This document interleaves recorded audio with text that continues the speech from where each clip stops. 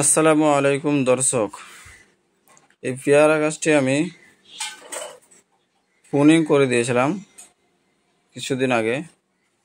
তো এখন আপনারা দেখতে পাচ্ছেন প্রত্যেকটা ডালেই নতুন নতুন ব্রাঞ্চ বেরিয়ে গেছে।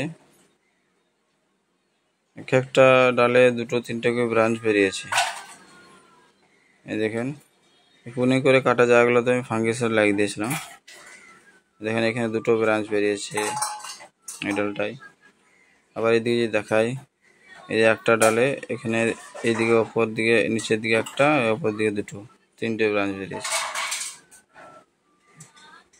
দেখতে পাচ্ছেন। আর ওইদিকে দেখাই আপনাদেরকে, এই দেখেন। তো আপনাদেরকে একটা গুরুত্বপূর্ণ জিনিস দেখাই যে প্রুনিং করার জন্য কি উপকার হয়। পেয়ারা গাছ প্রুনিং করলে গাছ আপনার একদিকে ঝোপালো হবে। দ্বিতীয় নম্বরে দেখেন প্রত্যেকটা ব্রাঞ্চে, নতুন ব্রাঞ্চে দেখেন ফুলের কুড়ি চলে এসছে প্রত্যেকটা ব্রাঞ্চে। পেয়ারা গাছের এটা বৈশিষ্ট্য যে যখনই প্রুনিং করবেন আবার নতুন যে ব্রাঞ্চগুলো বের হবে প্রত্যেকটা ব্রাঞ্চে কিন্তু ফুলের কুড়ি আসবে। তো আপনারা গাছ লম্বা না করে গাছ প্রুনিং করুন। অধিক ফলন পেতে গাছ প্রুনিং করতে হবে আপনাদেরকে, আপনারা এটা খেয়াল রাখবেন।